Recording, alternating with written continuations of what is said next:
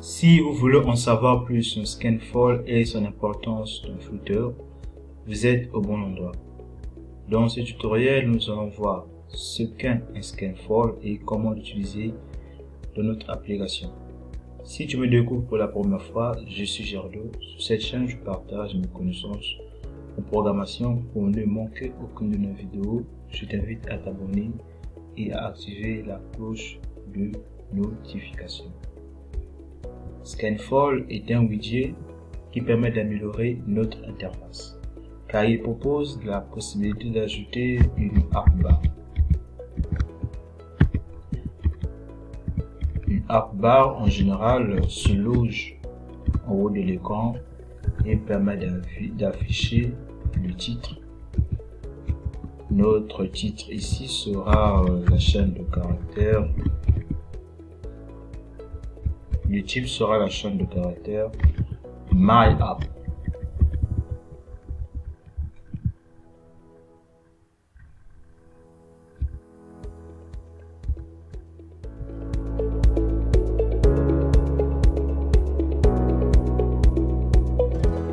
La artbar qui est ici apparaît avec le titre MyApp. Elle occupe toute la largeur de l'écran. Un terme utilisant la couleur bleue a été utilisé par défaut. Nous allons maintenant utiliser tout l'espace restant qui est ici. Pour cela, nous allons utiliser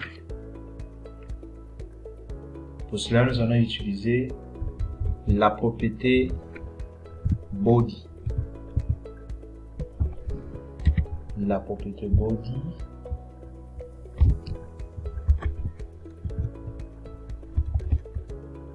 nous allons centrer la chaîne de caractères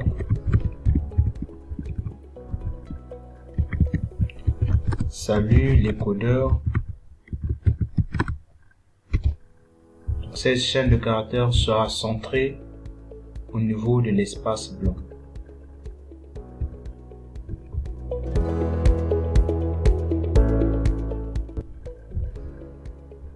Voilà, nous affiche la chaîne de caractères, salut les codeurs,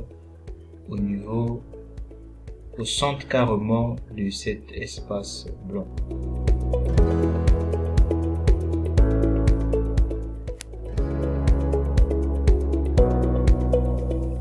Scanfall offre aussi la possibilité d'ajouter un floating action button.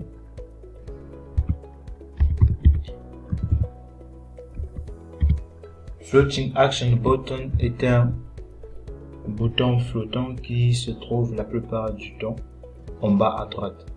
Voilà, il nous souligne le Floating Action Button en rouge. Je vais cliquer ici. Voilà, il m'affiche l'ampoule. Je clique, il m'indique d'ajouter un argument requis qui est un argument obligatoire.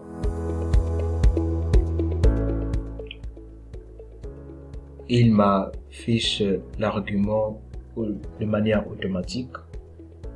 Cet argument est celui qui permet de gérer les clics. C'est pourquoi je vais laisser le corps de la fonction vide et je vais ajouter une propriété child.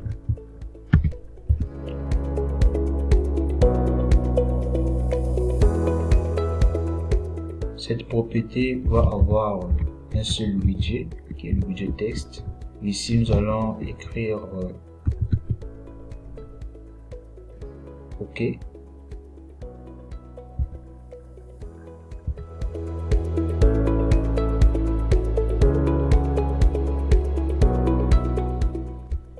Voilà, il nous affiche le bouton flottant avec la chaîne de caractères OK. Comment faire déplacer ce bouton flottant de cette position pour le placer carrément ici au centre? D'où l'importance de parler de Floating Action Button Location. Le Floating Action Button Location permet de définir la position du bouton flotteur flat va également positionner notre bouton flottant au centre. Scanfall nous permet d'avoir un menu coulissant sur le côté qu'on appelle Drawer.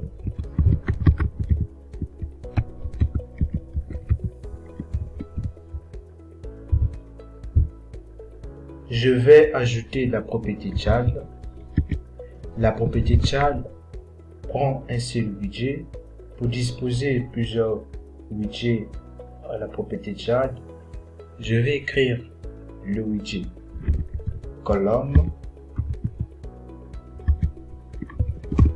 Le widget column a une propriété appelée children qui va nous permettre d'avoir plusieurs widgets. Donc ici, je vais fournir le user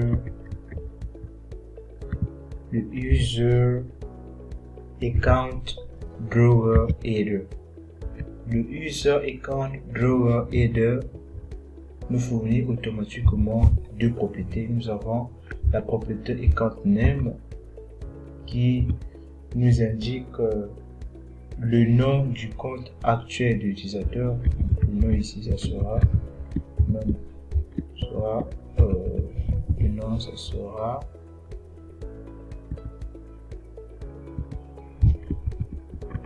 Martin. Et la propriété account email permet d'avoir l'adresse email de l'utilisateur actuel. Donc, ça sera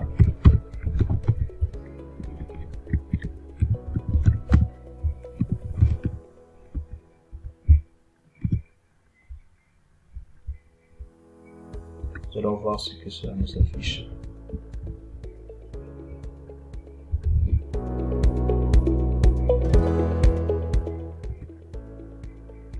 Voilà, il nous affiche le nom du compte actuel et l'adresse mail du compte actuel de l'utilisateur. Donc, comment faire pour avoir un profil ici? Pour cela, nous allons utiliser la propriété. On va utiliser la propriété current account picture. Il va nous permettre d'avoir le profil. Donc, le profil ici aura une couleur d'arrière-plan, une couleur blanche comme une couleur d'arrière-plan. Nous allons dire que notre profil aussi va avoir une chaîne de caractères les devs.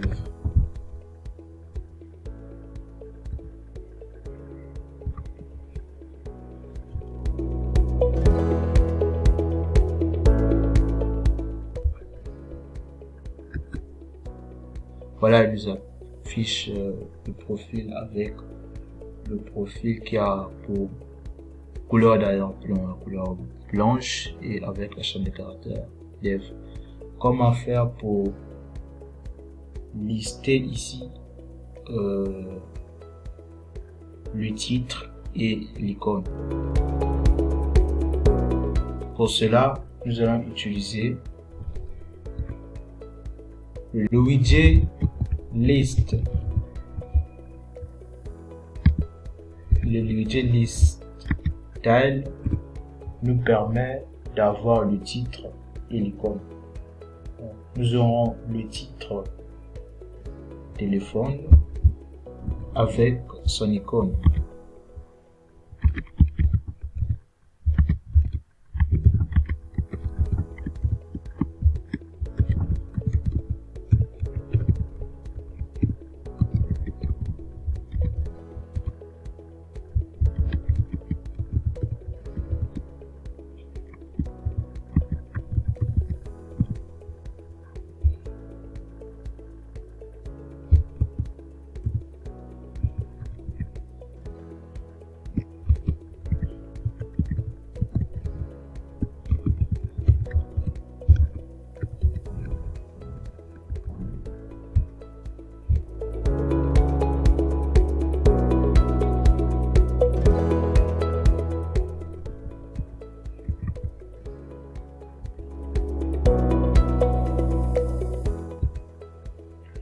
voilà, il nous affiche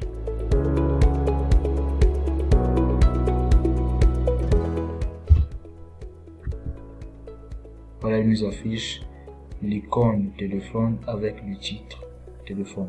Nous allons faire de même, ce sera cette fois-ci l'icône Facebook avec le titre Facebook.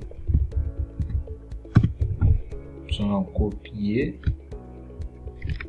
ce widget là, nous allons coller, là simplement modifier ici, au lieu de téléphone, on va écrire Facebook, et ici nous allons remplacer par le nom de l'icône Facebook, c'est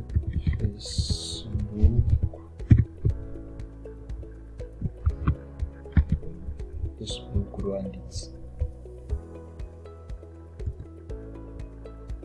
Voilà, on va voir ce qu'il nous affiche.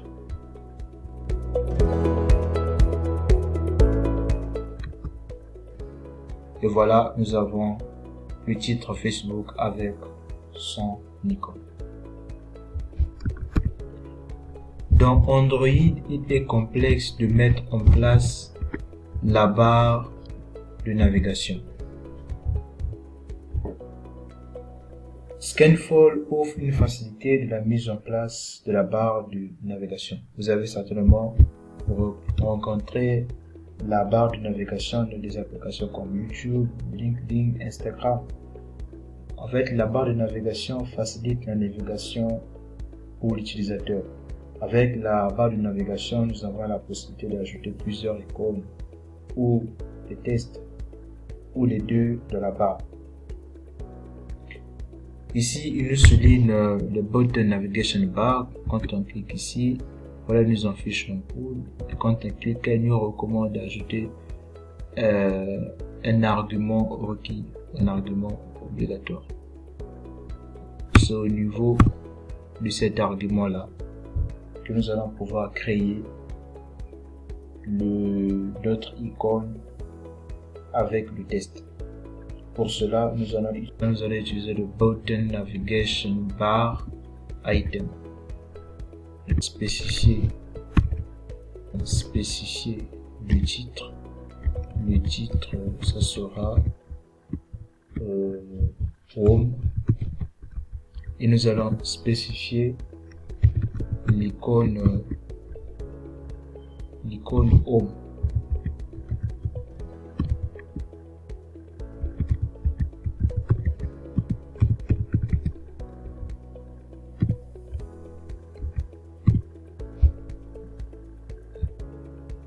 Nous allons aussi créer un autre titre avec son icône. L'autre titre, ce sera recherche avec son icône.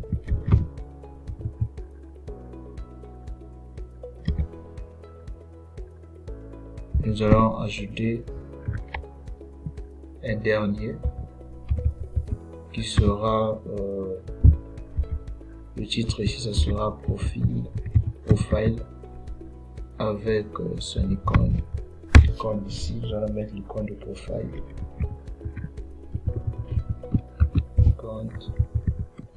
Cercle.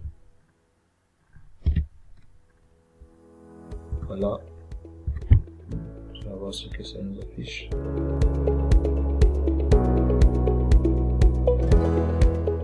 Voilà, il nous affiche la barre de navigation avec le titre, avec leur icône. Nous avons l'icône Home avec le titre Home, l'icône Recherche avec le titre Search. Pareil pour le profile. Voilà, c'est tout pour ce tutoriel. Si le contenu t'a plu, n'hésite pas à cliquer sur le bouton j'aime, à laisser un commentaire et à partager massivement. À nous revoir à très bientôt pour un nouveau tutoriel.